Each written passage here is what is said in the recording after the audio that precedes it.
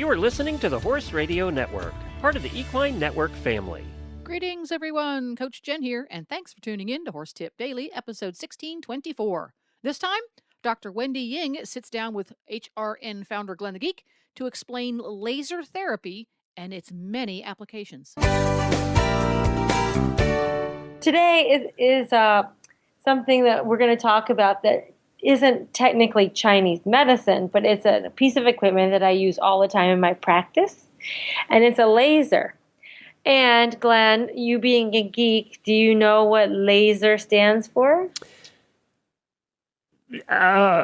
No. I was trying to make something up, but I haven't even got anything. I got nothing. Well, L, you can guess that L stands for light, right? So Yeah. a laser is a concentrated beam of light, of photons. So it's light amplification by stimulated emission radiation.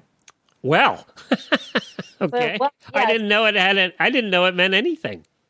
Yeah, and it's actually just because lasers actually came about in the 1960s, so they actually haven't been around for very long. But that word has just from sci-fi movies and books and things has just gotten into our colloquialism.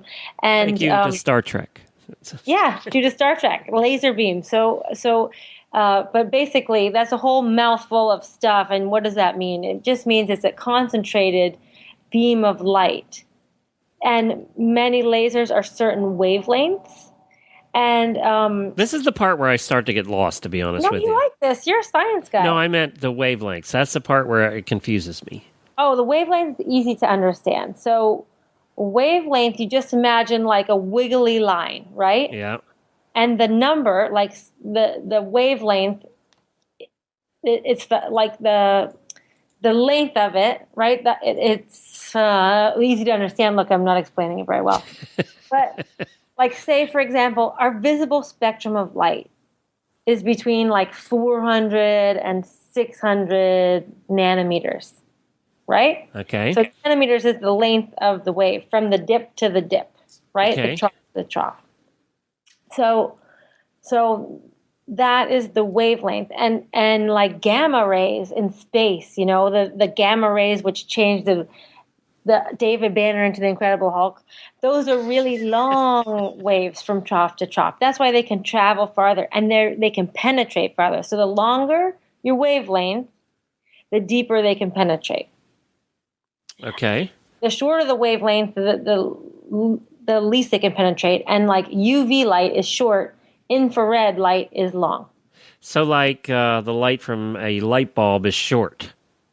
It Right. doesn't penetrate anything. It's just... Well, and also the light from a light bulb is visible. Okay. Right? It's in the visible spectrum. So the lasers that we use in therapy are near infrared, meaning they're just outside of our visible spectrum.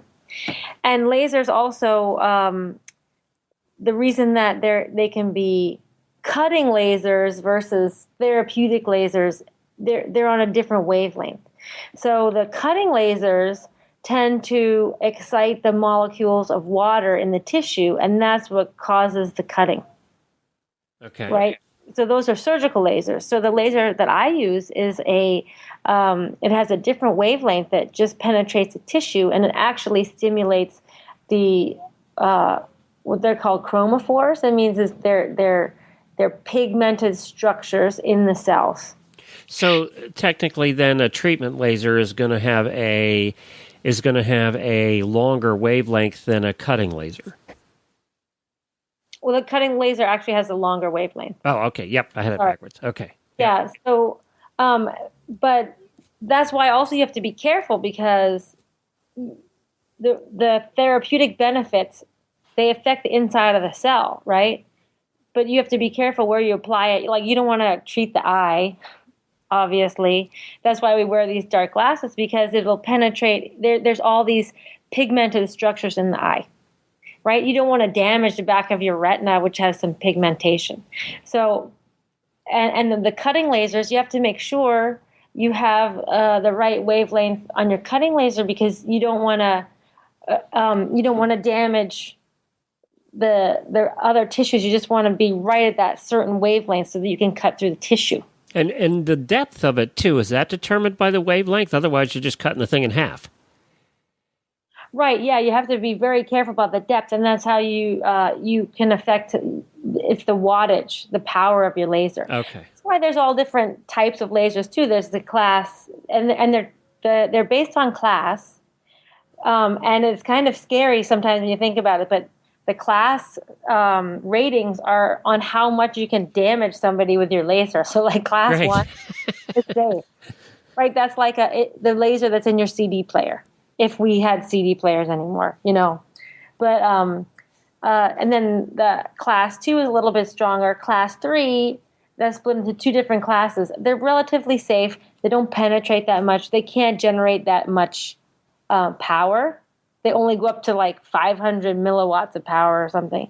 And then the class 4 laser, which is what we use in medical therapy, it generates more power. It can go deeper into the tissue. And so your treatment times are much shorter. So, like, technically, I could use a class 3 laser, and that's what sometimes you see sold as like a handheld therapeutic laser. Right. But the thing is to treat horses, especially like to get to the depth that you need and the amount of tissue you have to treat, you'd have to be there for like 20 minutes on a point, and who has time for that? Today we're talking about proud flesh, and let's just remind everybody what proud flesh is, and then we'll talk about how you treat it with the laser. Okay, yeah. So proud flesh is granulation tissue in horses, right? So horses and it occurs when they get a big wound. And, you sometimes see horses that have like this big chunk out of their body and think, oh my God, how is that going to happen? In horses, they do produce a lot of granulation tissue to fill in these deep wounds. And so that's a normal healing process of horses. However, proud flesh is when it overgrows and then the skin can't grow on top of it. So it has a very increased blood supply. It's a lot of like undifferentiated cells, right? It's just a lot of fibroblasts. So it looks hard and bumpy. Yeah, it's hard and bumpy. It just looks gross. But it's not a lot of organization there. So it's basically like a scaffold for the skin and the collagen and everything to grow back in. So with the laser, what we do is the laser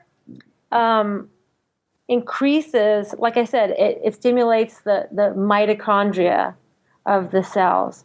So it increases the energy in this. That's the little engine inside the cell. So it increases the metabolism of the cell so that wound healing can happen faster. Usually they say it's about 30% faster in most wounds when you treat it with the laser, with enough photons. So that's another thing you have to do. You have to make sure you're getting enough light therapy there to institute a change. So what it does is it breaks down the hard, crunchy cells, and then and allows it to heal again better in a more uniform manner. Yeah, technically, it's not breaking down those bad cells. Okay. It's stimulating the body's immune system, right? Your white blood cells to chomp up those bad cells. Okay. And then the good cells can come in. The epithelium, which is the skin, can come in faster. So if you have like a big, huge hunk of proud flesh, that's actually like a big cauliflower mass that's way above your skin. Because a lot of times you get proud flesh can overgrow from flies or a lot of motion. So if you have one on a joint or something, sometimes that gets too severe, then that would do well with debridement. So surgically cutting off a lot of that extra granulation tissue. And like I said before, it doesn't have any nerves in it. It's just a lot of fibroblasts and blood cells, blood vascularization. So you can cut that off, then laser it, and then you'll have a nice wound contracture. So when you do this with the laser, you said it doesn't have nerve cells. Does it hurt the horse at all? Is there any pain involved? There's not any pain involved, but one of the things you have to be careful with the laser is it does generate heat in the body, so you have to keep it moving all the time. So I kind of wave the laser over the area, and I make sure that the cell's not getting, the skin's not getting too hot. And is this one of the best treatments for proud flesh? It is one of the best treatments. In the past, we had used like caustic agents, like copper sulfate or Granulex spray. Have you ever used the Granulex? Mm-hmm. Years ago. Yeah, and the thing is about the caustic agents, they do work and they do debride the tissue. But don't get them on anything around it. Yeah, it damages the new baby cell coming in there. So the thing that's good about the laser is that it helps the immune system get rid of the proud flesh, but it also supports the new epithelium coming in. Huh. And then another thing I would do with the laser too is I would also use it. I use it all the time for acupuncture. Really? Yeah. So I would also support the immune system or whatever the underlying cause is with acupuncture points. Like say this proud flesh is on a certain meridian, I might treat the beginning and end of both of those meridians to help the that body stay in balance. And the reason that I like acupuncture laser treatments is less painful. Like some horses don't like needles. And if you've been treating this proud flesh for 2 months before you call your vet, this horse is like, he doesn't want to be touched there. Yeah, he's sick of you by this point. Anyway, sick of everything. Give him carrots, wave the laser around. And so they don't even feel like it's a treatment. It's a very non-painful treatment. And with the laser, you can also go very deep. So if I have to do any points in the hind end of the horse, sometimes I use a 6-inch needle to get in there around the hip area. But with the laser, I can actually get in deep there without having to put the giant needle in. 6-inch needle? Yep. Ugh. Yuck. I would go screaming the other way if I was the horse. I know. And sometimes with my squeamish patients, yes, the laser is better than the 6-inch needle. Do you have more trouble with the owners wanting to pass out than the horses? Sometimes I do get that. Especially like I talked about before, the hemoacupuncture that we do with non-sweating the most. So that is usually very dramatic. And if I have any owners that don't really like blood, I tell them maybe to go get a coffee. Yeah, go get a coffee.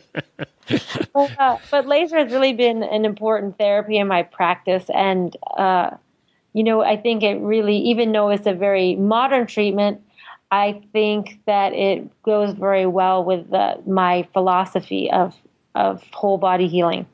Great. Well, that's laser treatment for proud flesh. Thank you, Dr. Ying, for joining us again and for finally getting back to work. You can enjoy your favorite equine videos all in one place with Ride TV, the ultimate equine streaming platform. The newly relaunched Ride TV has all the series you love, like Rockstar Vets and Mini Horses, plus top-tier training videos and event footage from barrelracing.com and Horse and Rider on Demand. Whether you're ready to relax with your favorite series, binge watch competition footage, or train with a world champion, subscribe to Ride TV today for only $19.99 to see where your ride takes you. Visit ridetvgo.tv to subscribe.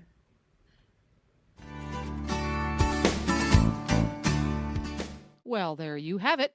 Horse Radio Network has thousands of engaging podcasts for horse people, and you can have them sent right to your phone. Just subscribe via your favorite podcast player. This is Coach Jen, and I will be back again soon with another tip. Until then, go ride your horse. The Horse Radio Network and the Horse Radio Network hosts are not responsible for statements made by guests on the Horse Tip Daily. Please use your own judgment when listening to the tips on this show.